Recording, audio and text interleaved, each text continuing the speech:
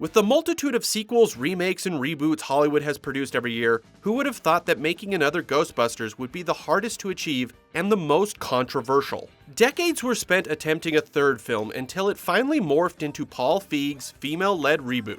Then all hell broke loose. Ghostbusters Answer the Call was a divisive debacle simply because it existed. Revealing the ugly bigotry of fandom and the rising threat of hate groups, even now, you know exactly why it was a shit show. One could easily make the argument, without hyperbole, that 1984's Ghostbusters is the greatest comedy of the 80s.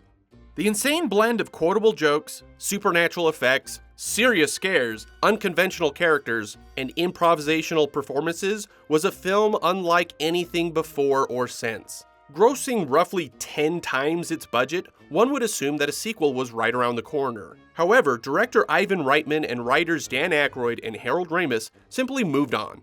Ghostbusters was a one and done. Fans had to make do with the cartoon, the real Ghostbusters, and the mountains of merchandising.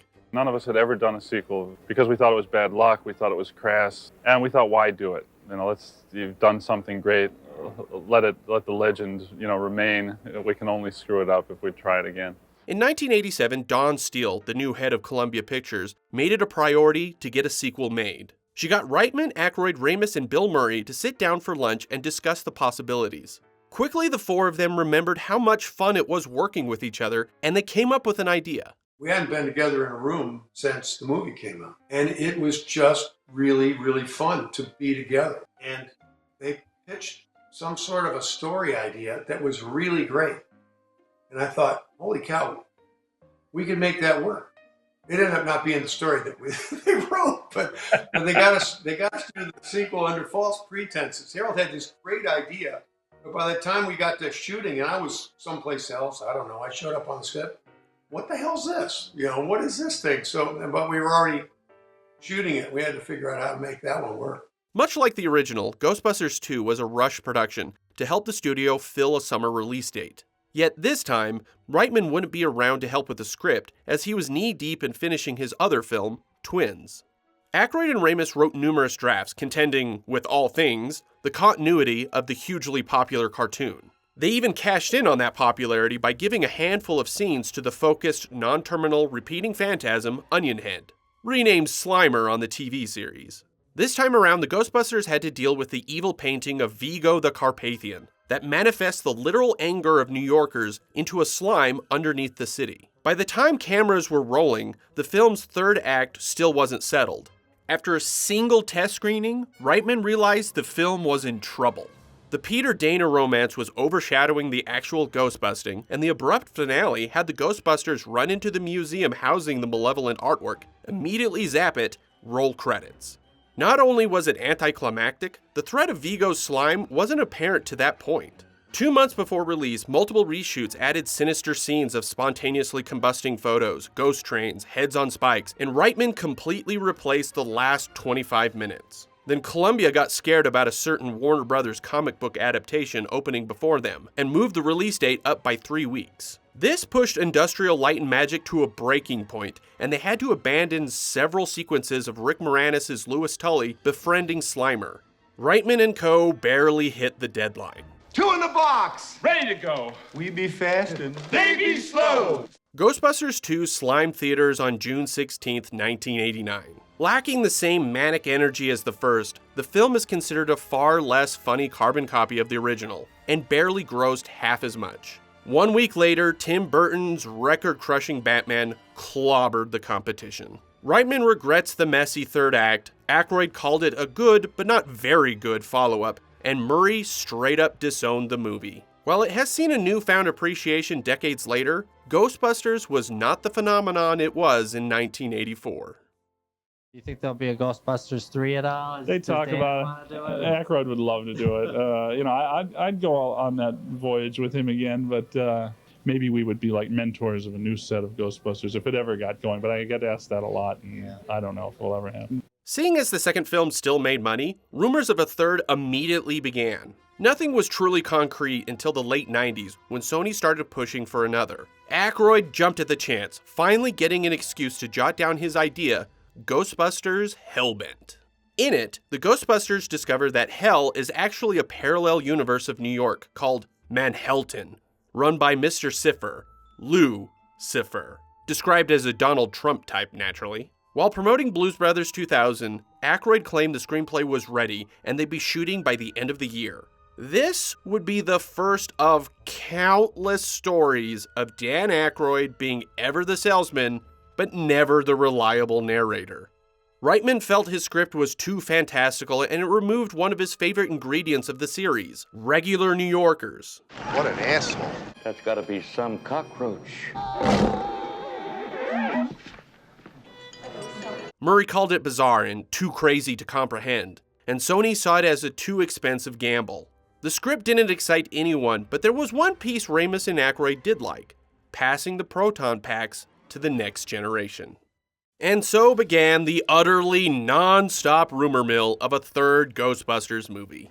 From 2000 on, every time Reitman or the cast were being interviewed or at a PR event, they would be asked about its status. Ramis would say that they're working on the script, while Aykroyd would promise and promise and promise that production was right around the corner. Yet nothing would come of it, and there was a big reason why. By agreeing to do the second film, Reitman, Aykroyd, Ramis, and Murray signed a contract with Sony that any further sequels required approval from all four of them. And Bill Murray couldn't care less. First off, Murray in general is hard to reach. All of his business matters must go through his 1-800 number, something he only checks a few times a year. Second, he has never been shy about professing his love for the original. I think the first 45 minutes of Ghostbusters, or 40 minutes, is about as funny as the movie gets. But on that same token, he has always been very open about how much he disliked being involved with a sequel. And there was a Ghostbusters 2, wasn't there? Technically, yes. Yeah.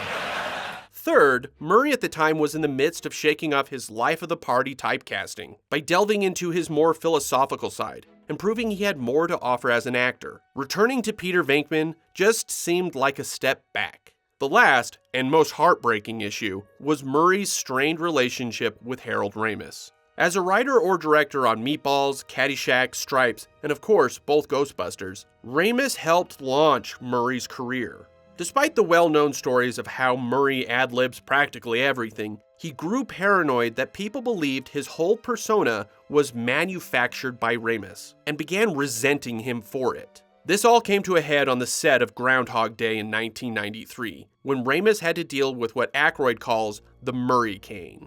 Ramis wanted to make a romantic comedy, but Murray wanted a think piece where audiences contemplated existence, so he would actively disregard Ramis as his director. Going through his own marital issues off camera, Murray was consistently late to set and would throw tantrums at the drop of a hat. Ramis described him as irrationally mean and had to treat him like a child at times. It got so heated, the mild-mannered Ramis at one point grabbed Murray by the collar and shoved him against a wall just to get through to him. Their friendship ended there. Once filming completed, it would be the last time the two would speak to each other amicably for 20 years.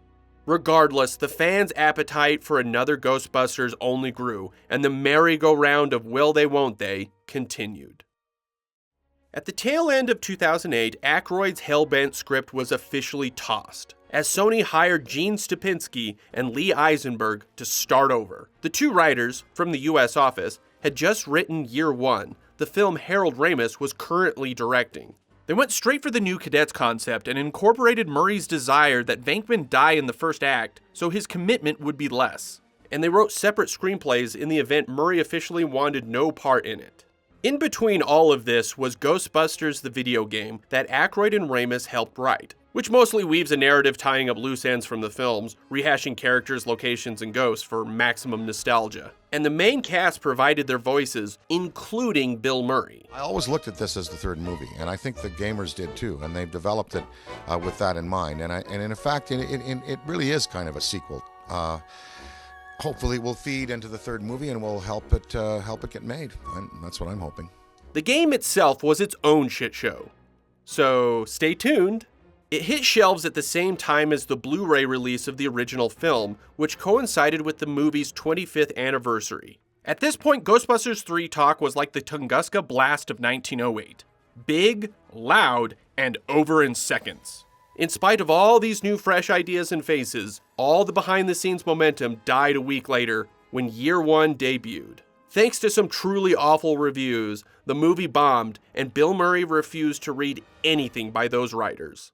The next 5 years was a fool's errand getting him to look at any script, even if Ramis and Aykroyd rewrote it. Without Murray, nothing could move forward. In a way, the 1989 contract became a useful form of quality control, though it was an endless headache for Sony. To them, the movie wasn't worth being made if Murray wasn't in it. They also felt Reitman was past his prime and hoped he would be too busy to direct, so they could bring in newer talent. By 2012, everyone seemed defeated. A rumor suggested that Murray returned one of the scripts shredded with a note, "No one wants to pay money to see fat old men chasing ghosts." Aykroyd says the Murray he knows would have never done that, and Murray would like to preserve their friendship over bowing to the whims of a studio. Aykroyd then floated the idea of recasting him, and Reitman questioned if they should just remake the original.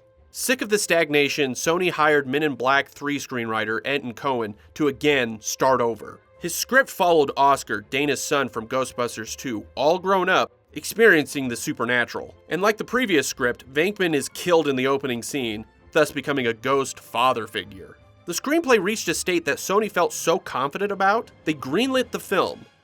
Then it all fell apart.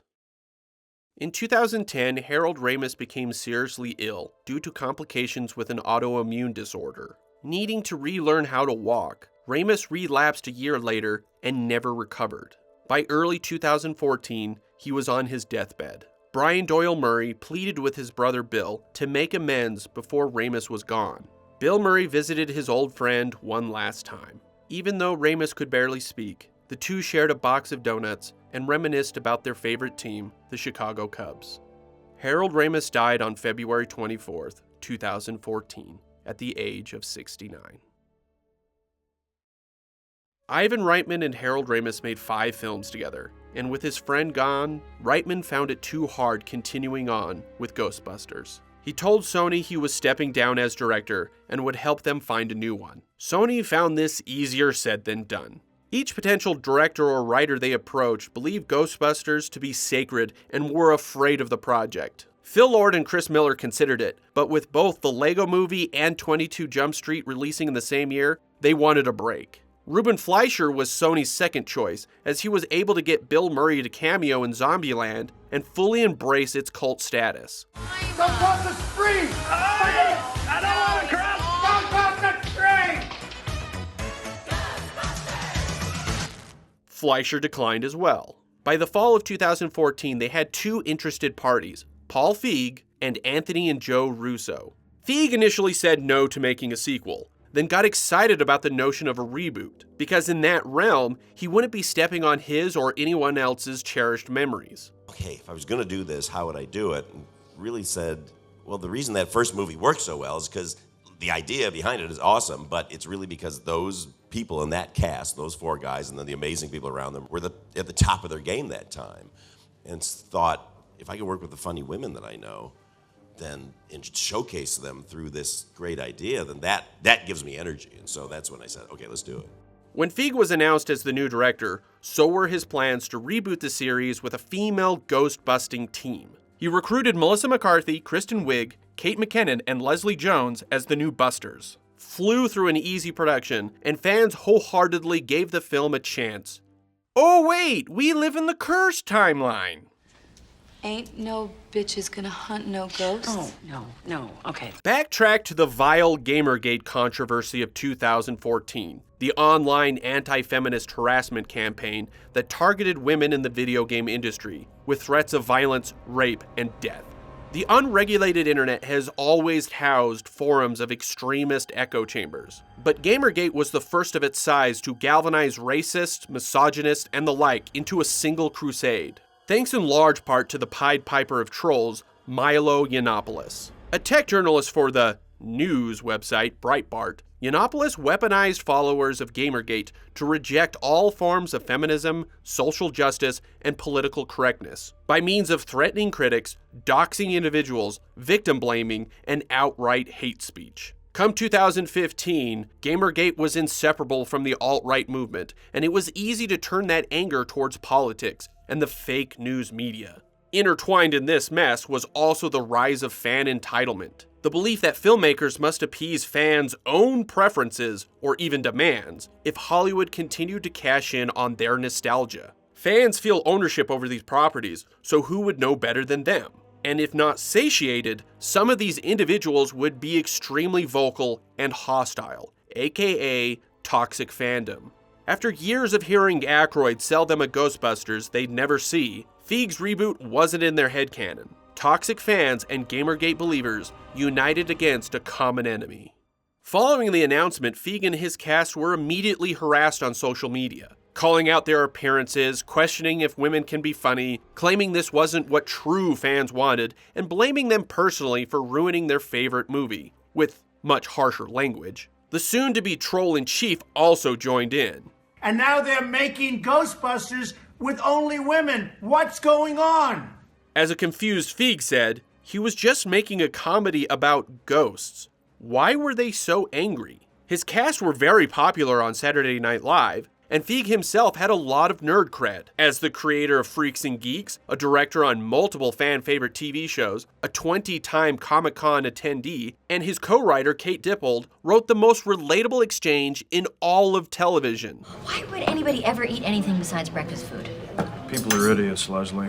By stepping into the world of Ghostbusters, Feig apparently made a declaration for a culture war. Where was this level of vitriol for other remade classics? Like The Karate Kid, Point Break, RoboCop, Ninja Turtles, The Thing, Total Recall, Man of Steel, 2 different Spider-Mans, 3 different Batmans, all of Disney's live-action remakes, and every horror franchise ever? We're feeling a lot of outrage right now, because we want something and we know we deserve it, but we're not getting it. I'm mad, but I don't know at what anymore. Let's ignore the frequent accusations of studios making cash grabs for now. They're called franchises for a reason, folks. The difference obviously came down to chromosomes. Feig has made it his life goal to show that women in film can have as much fun as the men, especially with his recent string of hits, Bridesmaids, The Heat, and Spy. As such, the reboot was seen as a progressive gimmick that social justice warriors were out to erase their childhoods, and like Gamergate before it, a fear of white male disenfranchisement. We are sick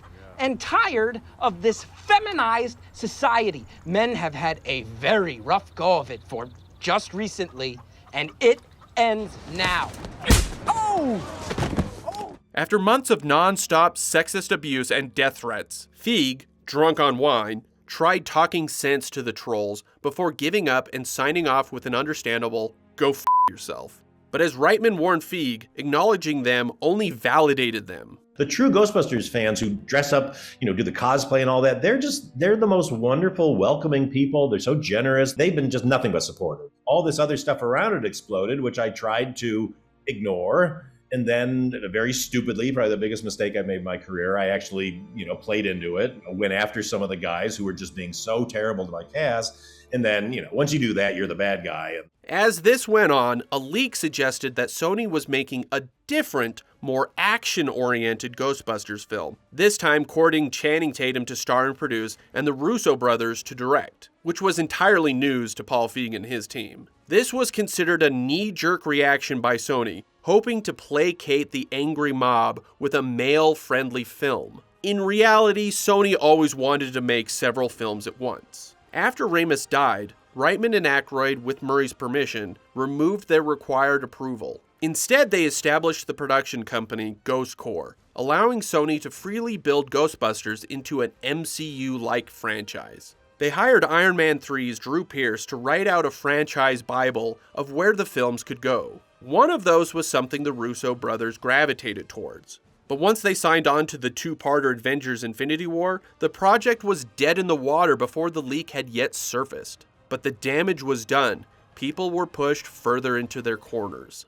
Then the first trailer for Feig's Ghostbusters hit in March of 2016. Production did go well, by the way. Some were underwhelmed, many were confused by the title card suggesting it was a sequel, and others were furious, making the video the most downvoted film trailer in YouTube history.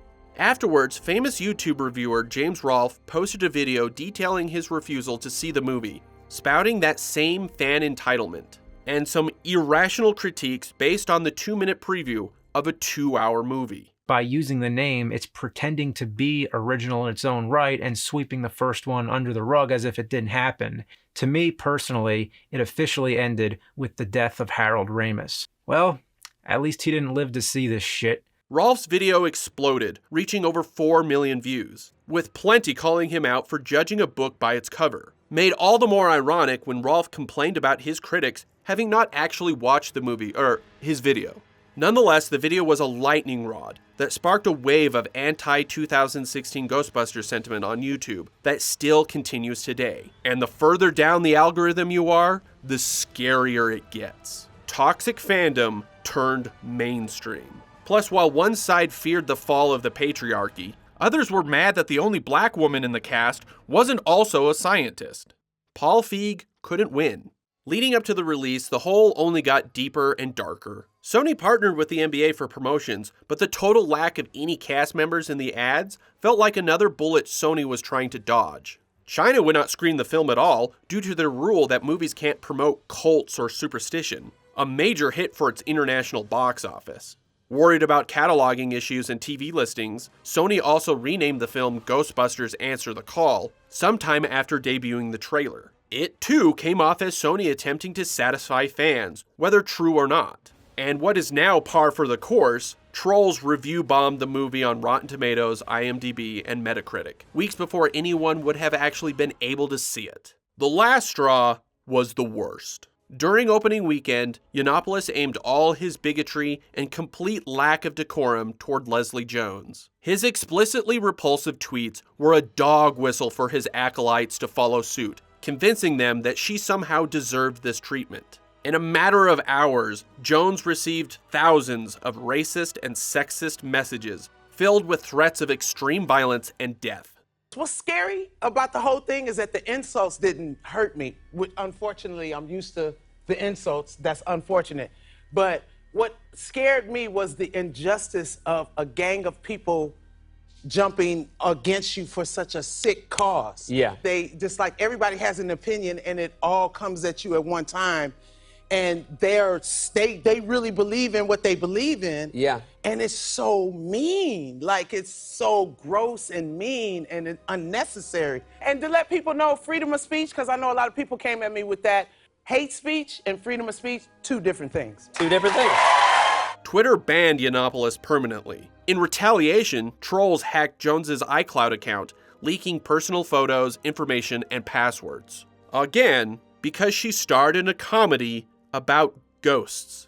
Yiannopoulos and the alt-right eventually moved on, setting their sights on the US election. Ghostbusters Answer the Call busted into theaters July 15th, 2016. Much to the chagrin of trolls, the likable cast, fun special effects, and solid story earned the movie decent reviews, which in turn was proof of a conspiracy. But after all that bitching and moaning, the film's ultimate crime is that it was fine.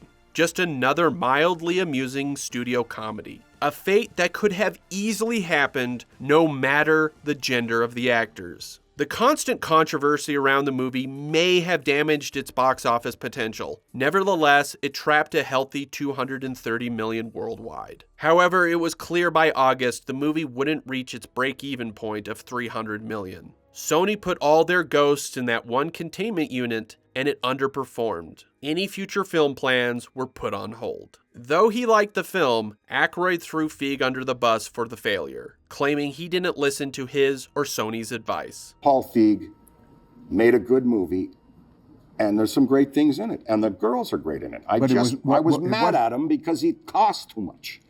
And I don't want to slag a fellow artist, but had it cost a little less, and had he maybe listened to some of our suggestions on budget, then there might have been another girls' movie. That would have been great. 2.5 years later, Sony made a surprise announcement.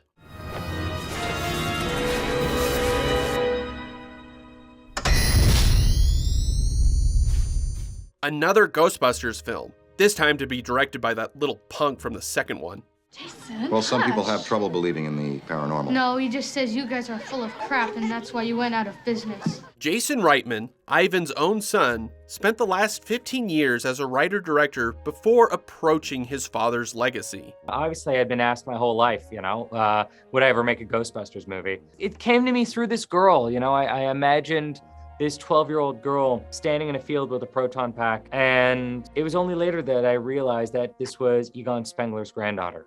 A new film taking place in the original universe was exciting news for all Ghostbusters fans. Nonetheless, many saw this as Sony's attempt to reconcile with the most irate of the fan base by ignoring the reboot. Did Sony succumb to the bullying, validating the notion that the previous film failed because of the women? Much like the Snyder Cut, is Ghostbusters Afterlife, despite how good it may be, a win for toxic trolls, fan entitlement, and harassment tactics. And that is the unintended consequence of these trolls. Your hatred, love, or indifference on any film is viewed as a politically motivated choice. There is no gray. You're picking a side. You may have legitimate criticisms with The Last Jedi, Captain Marvel, the DCEU, or the Ghostbusters reboot, but those discussions will always be corrupted by bad faith arguments, where the discourse is marred by your beliefs on misogyny, racism, wokeness, gatekeeping, PC culture, diversity, inclusion, journalistic integrity, critics versus fans, rather than the quality of the films themselves.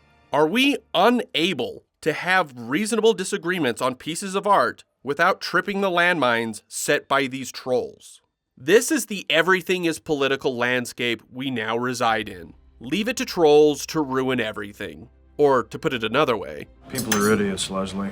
Yet for all those who thought Afterlife was born out of the contempt of progressivism, they couldn't be further from the truth. It's because of Paul Feig that it exists. Answer the Call paved the way for Afterlife. Jason Reitman wasn't out to take back the franchise. He was there to prove all the trolls wrong.